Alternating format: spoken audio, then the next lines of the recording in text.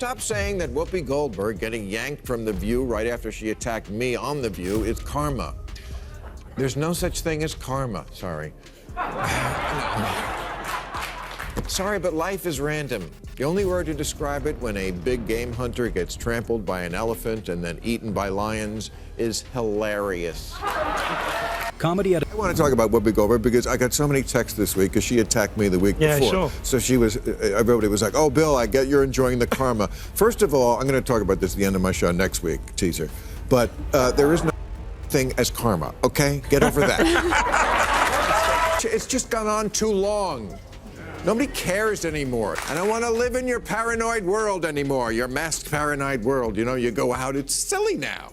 You know, you have to have your mask, you have to have a card, you have to have a booster. This is what we're doing to protect our families. And you don't have to do it, but stay away from everybody. Because if you're the one who's not paying attention and you're coughing and sneezing, you don't want to then stay out of the public, man. This is not, nobody wants this. settle the score. Black people can't afford to indulge rich white people's need to endlessly flagellate themselves. They just want prices to go down and good jobs and the police when you call them.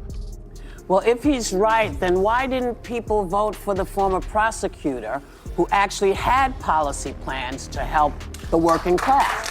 I mean, A classic Democrats run for office as if the voters don't live here, as if they don't go to the grocery store and Starbucks and the office, but they do. They live here, and they actually see women and people of color, and it doesn't look like some patriarchal racist nightmare.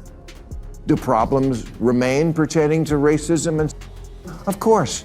Bill Maher is But a poll last year asked, if America is the greatest country in the world, more blacks and Hispanic Americans agreed with that than the white progressives. It asked if racism is built into our society.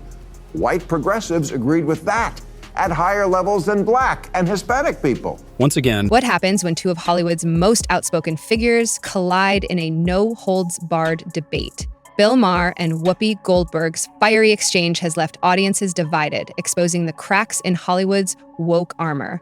But this isn't just a celebrity spat, it's a battle over free speech, hypocrisy, and the cultural divide that defines our era. Let's dive into the controversy that has everyone talking. Bill Maher has never been one to shy away from controversy, and his critique of pandemic protocols is no exception. On his show, Real Time with Bill Maher, he called out what he sees as excessive and performative measures like mandatory masks, vaccine cards, and boosters. I don't want to live in your paranoid world anymore, he declared, comparing the experience to being scanned like groceries at a checkout line. His comments struck a nerve, especially with those who see these measures as essential for public health, but Maher wasn't done. His remarks set the stage for a broader critique of societal paranoia and virtue signaling. And who was quick to respond? None other than Whoopi Goldberg, who labeled his remarks as flippant and accused him of disregarding the struggles of vulnerable populations. But this was just the beginning of their clash. Whoopi Goldberg has been no stranger to controversy herself. From her remarks about the Holocaust to her defense of progressive policies, she's become a lightning rod for debates on political correctness. Her comments often spark outrage, but they also ignite important conversations about race, history, and accountability. In this case, her critique of Maher's pandemic stance wasn't just about masks. It was about what she saw as a lack of empathy for those most affected by COVID-19. Goldberg's polarizing takes have made her both a hero and a target within Hollywood's progressive circles. But as we'll see, her arguments didn't always hold up under scrutiny, especially when Maher decided to respond. The tension between Bill Maher and Whoopi Goldberg reached its peak during their public exchanges on The View in Real Time. Maher didn't just brush off Goldberg's critiques. He dismantled them with his signature wit and unapologetic logic. He accused Goldberg of clinging to outdated narratives and ignoring the realities of public frustration with pandemic restrictions. Goldberg fired back, defending her position with passion but struggling to counter Maher's points effectively. The result? A cultural clash that highlighted not just their differences, but also the growing divide within Hollywood itself. A divide between those who champion free speech at all costs and those who prioritize social responsibility. At the heart of this feud lies a deeper issue: cancel culture. Maher has long been a vocal critic of what he sees as an unforgiving culture that punishes people for saying the wrong thing. He argues that the solution to offensive speech isn't censorship, but more speech, a principle rooted in democratic values. Goldberg, however, seems to take a different approach. Her defense of progressive ideals often comes across as dismissive of dissenting views. leading critics to accuse her of hypocrisy.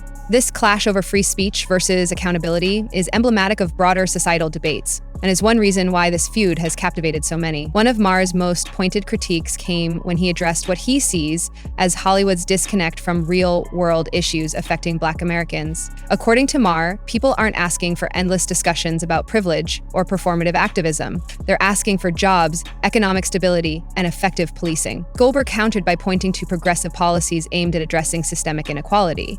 But her arguments felt disconnected from the immediate concerns Maher highlighted. This section of their debate revealed not just ideological differences, but also contrasting priorities within progressive circles. Few topics are as polarizing as police reform, and Maher didn't hold back in his criticism of calls to defund the police. Labeling such ideas as stupid, he argued that they alienate voters and undermine efforts to address real issues like crime and safety. Goldberg defended these calls as part of a broader push for systemic change, but her arguments struggled to resonate with audiences outside Hollywood's progressive bubble. This debate underscored the challenges of bridging ideological divides on such contentious issues. The View has long been known for its heated debates and polarizing commentary, but its role in this feud is particularly noteworthy. As one of Hollywood's most prominent platforms for progressive voices, it has become both a battleground and a lightning rod for criticism. Maher took aim at The View's tendency to shut down dissenting opinions, accusing its hosts, including Goldberg, of promoting an echo chamber rather than fostering genuine dialogue. This critique resonated with many viewers who feel alienated by Hollywood's increasingly partisan tone. Another flashpoint in this feud was President Biden's controversial pardon of his son Hunter, a decision that sparked outrage across political lines. Maher criticized the move as hypocritical, pointing out that it undermines calls for accountability within progressive circles. Goldberg defended Biden's decision, arguing that it was motivated by frustration with systemic inequities rather than favoritism. But her defense fell flat in the face of mounting evidence suggesting otherwise. One of Maher's most scathing critiques was aimed at what he sees as the irony within woke culture, a movement that preaches tolerance while often silencing dissenting voices. He highlighted Goldberg's criticism of him as an example of this hypocrisy, arguing that true tolerance means allowing space for differing opinions,